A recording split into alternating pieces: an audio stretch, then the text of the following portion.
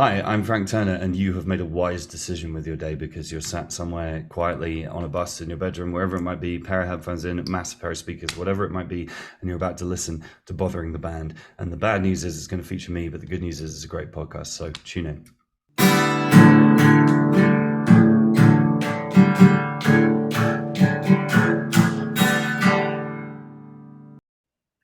All right, Frank, second time on the pod. Let me start out by saying, dare I say, undefeated is fucking perfect. Oh, that's very kind of you to say. Thank you very much. It's just constant rotation.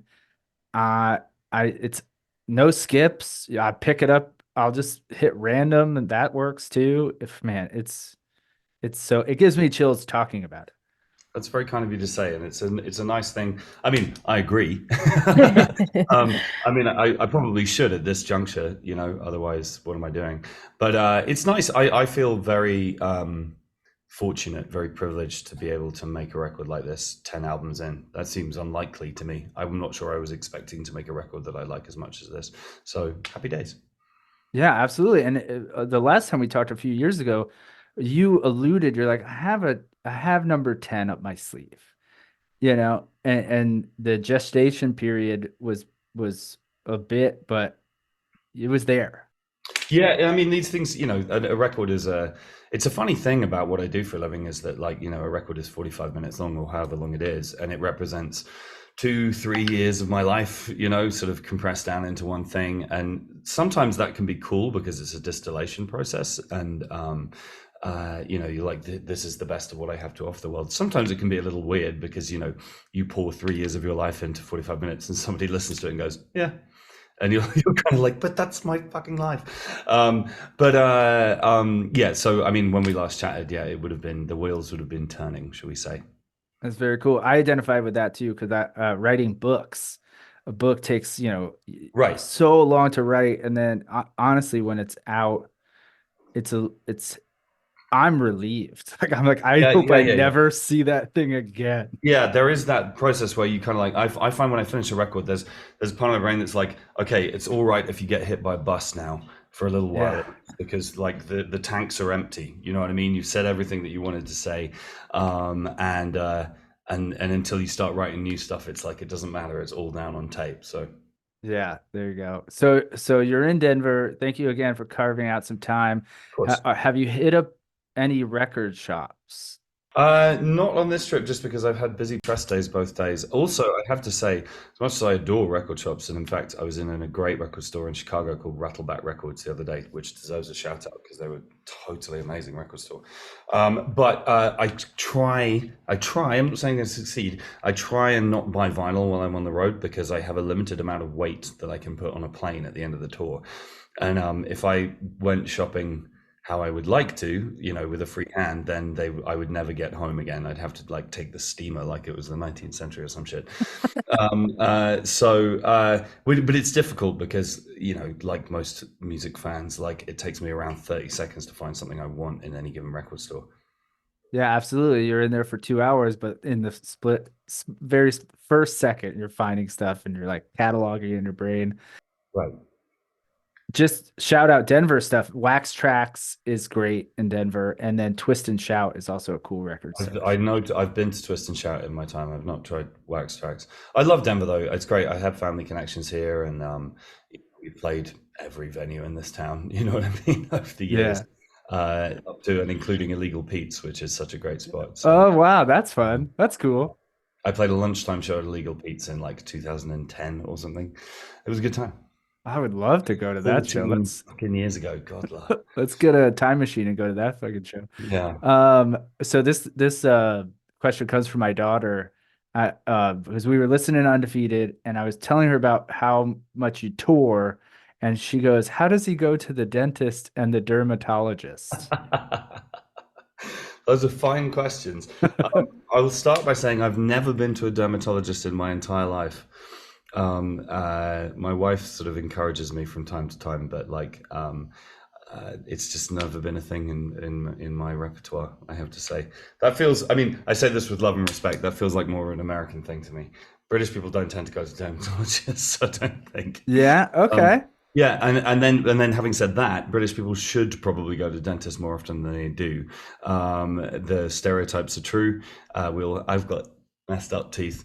I've got a good reason for my messed up teeth, aside from genetics, which didn't help. But I got my head kicked in quite a lot when I was a kid, so they wonked my teeth out when I was a teenager. That comes of I was a teenager when Britpop was at its peak, and I loathed it because it was so I felt like a target market. You know what I mean? Like I was the right demographic to be engaged by the Blur versus Oasis kind of chart battle thing, and I loathed the whole thing. So, and the week that they had their chart battle for the number one, this is a true story. I was the week I discovered Black Flag. So I went home and I handmade a T-shirt that said "shit pop," and I wore it to school, and I got my head kicked in. So, that's one of my punk rock bona fides right there. So that tale is perfect for my next note because we ended our last conversation and Abby was like, I just want him to read me bedtime stories. Doesn't matter the tale, doesn't matter the content. Well, Because okay. anything you saying you had your head kicked in, the way you say it sounds lovely, if that makes sense. I'm not sure it's a lovely memory for me, but I appreciate the compliment. I will say this is the thing that I did that very few people seem to know about. A few years ago, I did do an audiobook, not for myself, but there's a British folktale called Sir Gawain and the Green Knight, which is an ancient kind of early medieval folktale, and they asked me to be the reader for the new translation for the audiobook. So if Abby, if you're desperate to hear my dulcet tones over an extended period of time, Sir Gawain and the Green Knight would be the one to look up. That sounds like She's making something. notes. Yeah, By that's the way, amazing. I'm also I did gloss over the dentist question. I have no realized. Not recently enough. Anyway, let's move on. No, it's okay. We're figuring out what is the long form answer and what is like, let's just gloss over that one. Sure.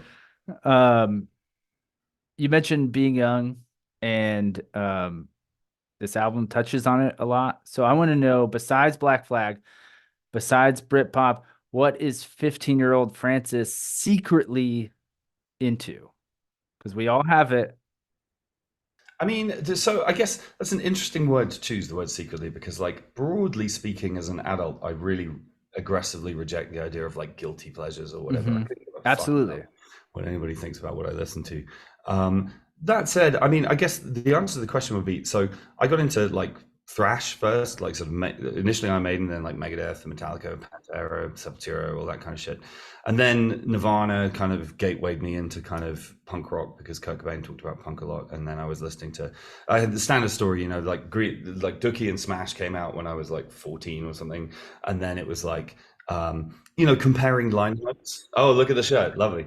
But you compare. We used to do the thing. Man, I had this one friend who was into punk with me, and we would compare the liner notes. So if we had two records that both thanked the same band, it was like, okay, we need to listen to that band because this is before the internet, of course. Of So, course, of so it course. was like, Green Day and Offspring both thanked Descendants. Okay, we should go and get a Descendants record, and then we get a Descendants record, and then Descendants thank so and so, and and so you dive in through there. The only kind of secret part of it really was that my older sister was super into Counting Crows, and I ended up learning.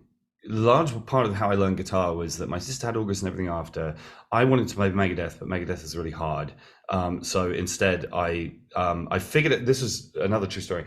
I figured out the chords to every song on August and everything after by a process of trial and error. I had a list of all of the open chords, and I had the tape, and I pressed play and try one of the chords. Nope, it's not that one. Rewind, press play. Oh, it is that one. Write that one down.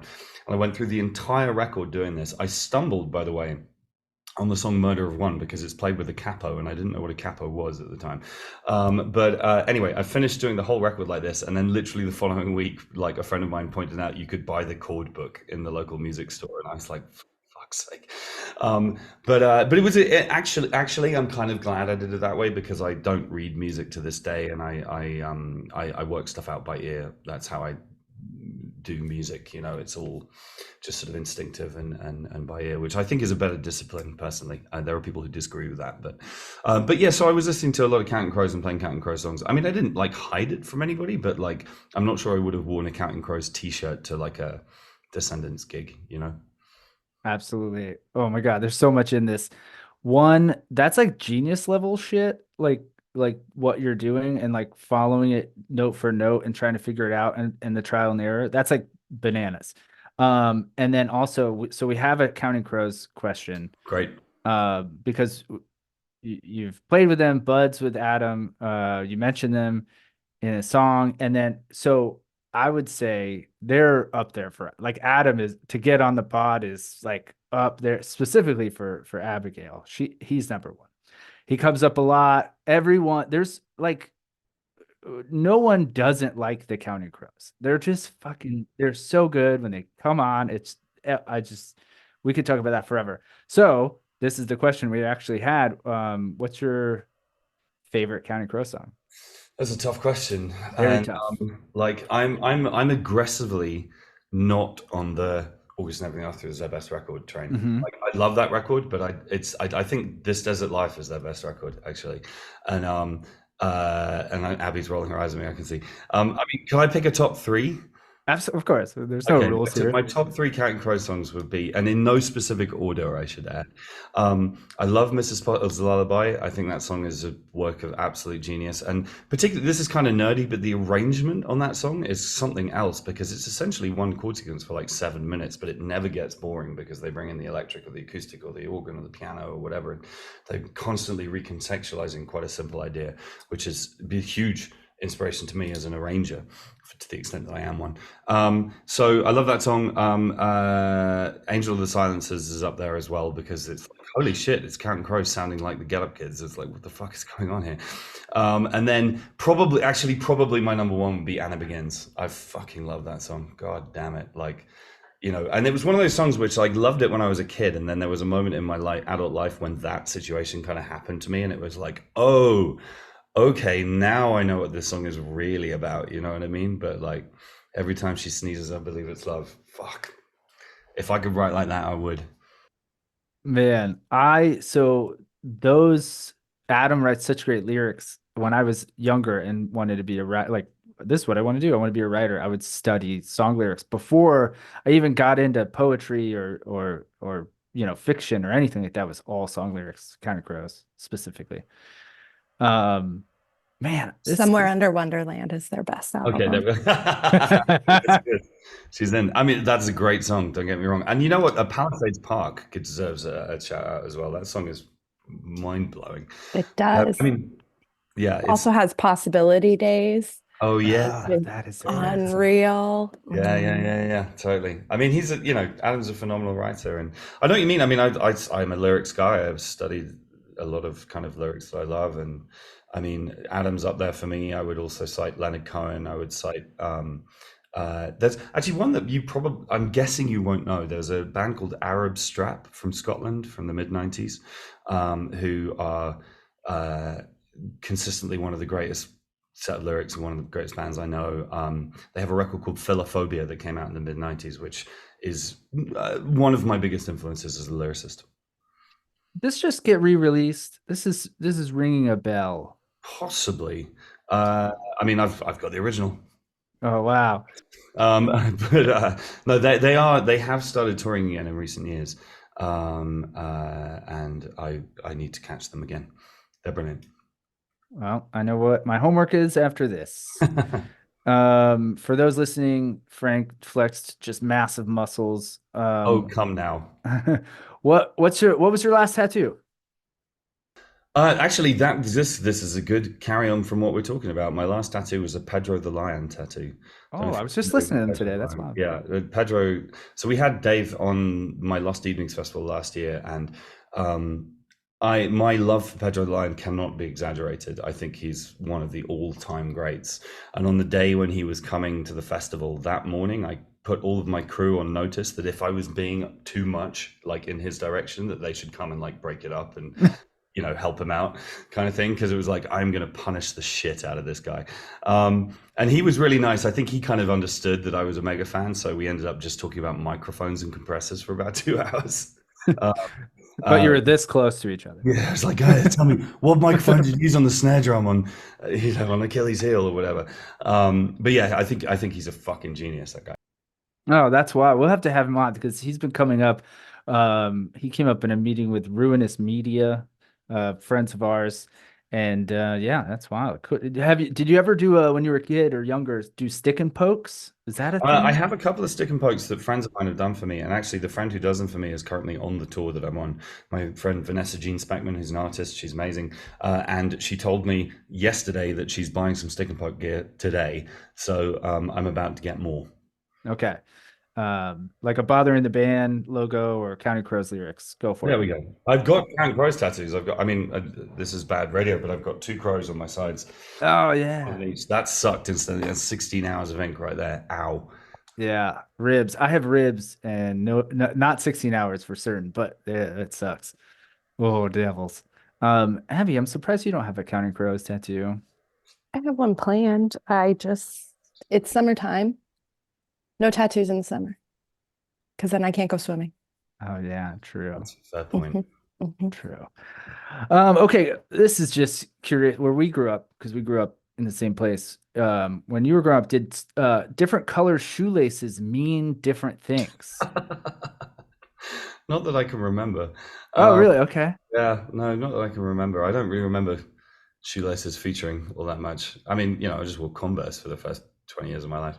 Uh, Yeah. then I developed back problems, so I had to get something with more back support. But I was a Converse guy for a long time. Oh, actually, this is one of our like last towards further down questions is how is your back today on tour? It is fine. Thank you for asking. I do a lot of work on my back because it's junk, essentially. So I do planking exercises and stretching exercises and all this kind of thing before I play. To tell a quick story, so I do a 5 minute long plank before I play a show, which sucks incidentally. And over the years, quite a lot of the guys in my band have got into doing it with me because it's a good exercise to do. And we were on tour a few years ago with Lucero, who are another one of my favorite bands, great friends of ours. But like they're not the kind of people who exercise before or after they played, to put it politely. And it was Lucero had just finished playing and we were on next, and Ben kind of wandered into our dressing room with like a cigarette and a glass of whiskey, and there was like 8 people in a circle doing a 5 minute long plank, and he was like, "I'm on the wrong goddamn tour," so so he didn't join in. 5 minutes is so fucking long. Yeah, it's sucked. You have to kind of like read a book or like have a conversation about something to kind of kill the time, because otherwise it's just murder. So I mean, I do like stretches every morning. I lay down like a cat and like just do a big stretch, and I try to do planks, and I'm shaking at like 90 seconds. You You got know? to build it up, man. Yeah, that's Do 5 more wild. seconds every day. I'm giving you mad props. That's and the whole band, the whole crew. Yeah, and That's people come and wild. go. Like Callum, our new drummer, is younger. He's 10 years younger than me, and he's like, "I don't need to do this yet. Fuck you guys." Yeah, but you will stretch now because it's Yeah, coming. 40 is coming, and yeah. it's no Mhm. joke. Abby's upper back hurts. My lower back hurts. We run the gamut. So what's the last thing you lost? And example is a bet, sunglasses, because I just lost sunglasses, and video games, anything like that. Actually, funny enough, the last thing I lost, it's around here somewhere because I found it again. Basically, my wife got me a bookmark, right? So I read incessantly. I'm a complete bibliophile, and I read very quickly. And my wife is always slightly in awe and slightly annoyed by that, because we're competitive, of course. But anyway, she got me a bookmark that says "Put book in brain," which I enjoy, and because that's what she thinks I do. I just sort of like force it in through my eyes. And we were in Philly at the start of this tour, and I had lunch in a Japanese restaurant, and I left my book with the bookmark in the restaurant, and we went off, and I was like, "Fuck!" And before bus call, I ran back to the restaurant. It was closed, and it was just a disaster because that bookmark's really important to me. And then it transpired a couple of days later. I was back in Philly for a lunchtime show for a radio thing, so I swung by the restaurant, and it so happened I was reading a book it's a sushi restaurant. I was reading a book by a Japanese author, Michio Kaku, who's a physicist. So I was reading a book about physics, and the guy had kept the book because it was by a Japanese author. He hadn't thrown it out. So I ran in there and I like kissed his feet and gave him some money and was like, "Thank you so fucking much." So I lost the bookmark, but I got it back. Oh wow, that's incredible. Good for you. Uh, I don't know how you're doing this, but you're kind of segueing your answers into the questions. We no joke. can you give us a book recommendation? Yeah, I definitely can. I mean, so I read all the time, but if my major book recommendation to everybody I meet is a book. There's an author called Clive James, who is who was an Australian writer who has lived in the UK for most of his life. He was a man of letters. He was a TV presenter in the UK as well, and he was kind of a literary critic, but quite a demotic literary critic. Like he'd write about Flaubert or whatever, but he'd also write about Arnold Schwarzenegger. You know, he had this incredible breadth to his erudition, and I love all of his books. But he wrote a book called Cultural Amnesia, which is a kind of cultural précis of the 20th century as a whole. And like the number of people who could even think to attempt to write a book like that is pretty fucking limited. You know what I mean? And like he was such an incredible polymath, you know, a literary polymath, but also incredibly humble. He regarded himself as a not especially smart man, which is fucking bullshit. But this book, I mean, it's episodic. Each chapter is about a kind of different writer or political figure or artist or dancer or musician or whatever it might be, and it's his thoughts on each of them. And it's a very long book. It's a couple of thousand pages long, but I've read it like 5 times, and it completely upended my view of culture and politics and everything else. Well, I'm so glad you had that in that ready to go. More homework. Yeah, I mean, it's a book you can dip in and out of. So nowadays, I just kind of have it in my bathroom at home, and it's just kind of like, you know, you've got nothing else going on, just pick it up and read a chapter about Louis Armstrong or Mao or, you know, Stanislavski or whatever, you know. Oh, so on board. I love these convo. This is why we started this type of shit, and then to get excited for the next thing. I can't wait. I'm gonna go, you know, buy that book quicker than you can.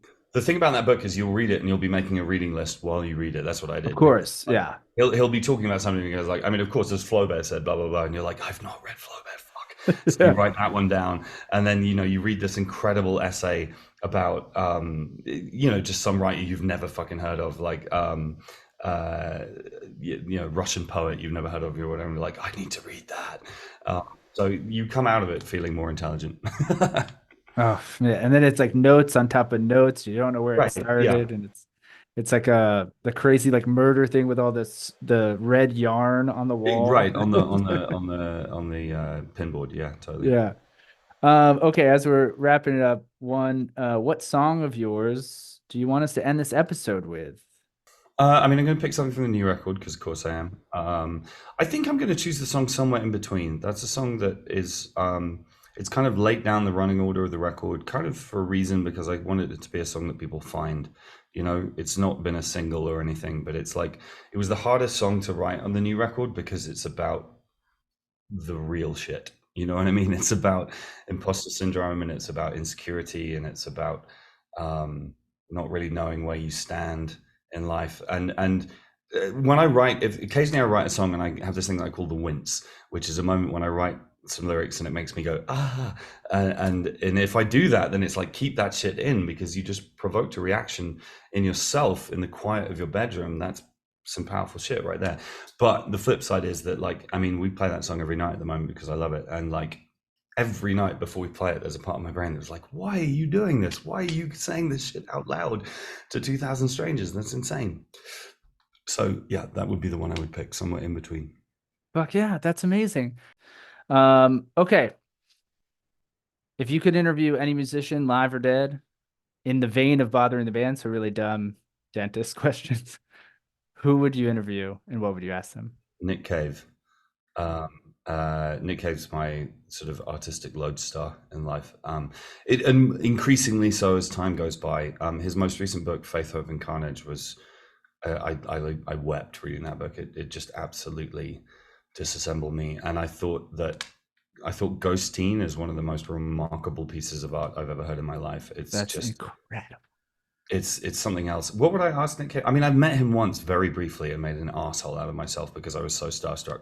But I have a lot of questions for him about creativity and about longevity and about, like, you know, how do you maintain, how do you sustain? And I read a quote from him years ago where he said every time he finishes a record, he feels like the cupboard is bare, the barrel is scraped, and he'll never write another song ever again.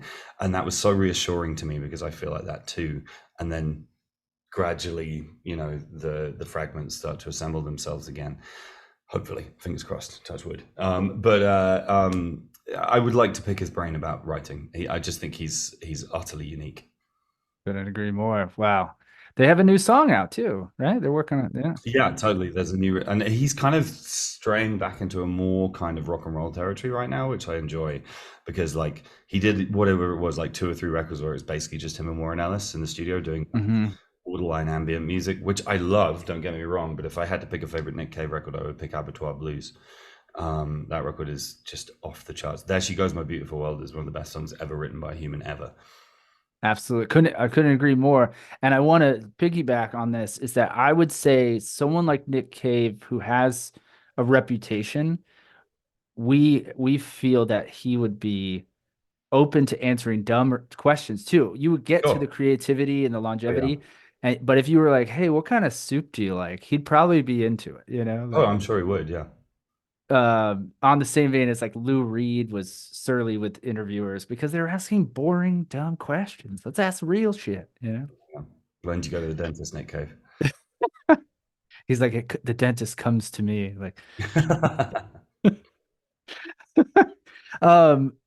what's next for Frank Turner? I mean, I'm on tour for a long time.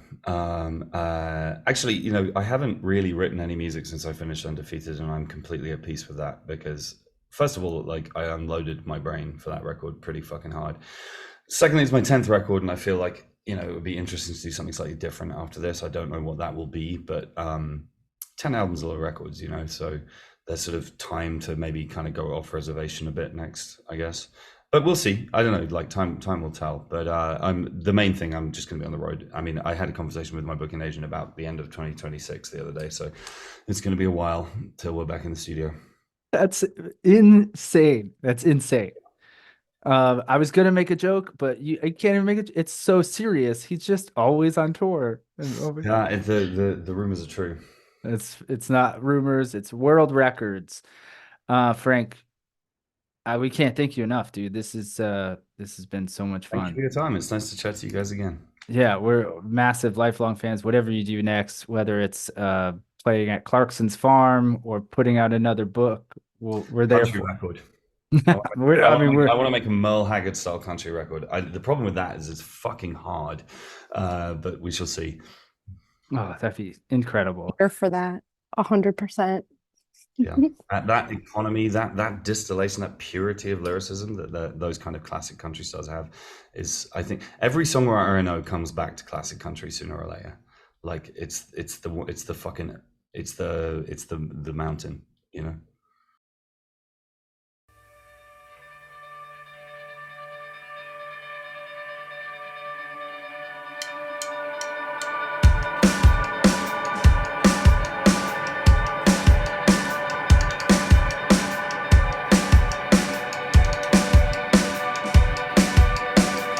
I've been pretending to be somebody else since I was just 15, and I don't know if the show was for them or for me anymore.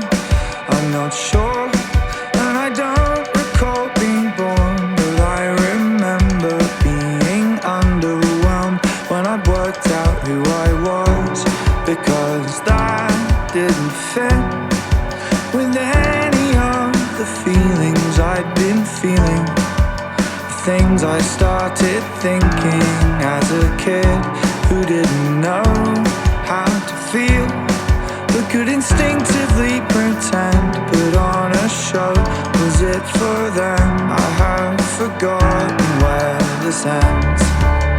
Blinking in the light, emerging into something isn't right, something isn't working, no one on my side, no sense of where I'm standing, half my fucking life, caught somewhere in between.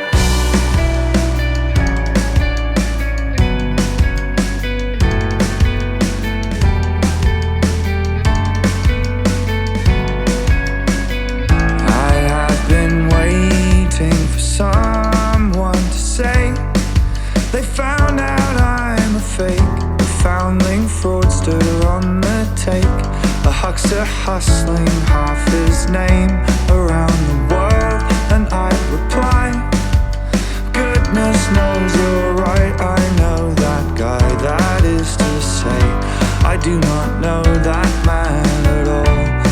After all, no one can. There's nothing there to know, it's just a show. Oh, the lights are on, but nobody is home. They kicked me out years ago, changed the locks and took my keys. My memory seen through a window like something I don't really own. Blinking in the light, emerging into something. Something isn't right, something isn't working.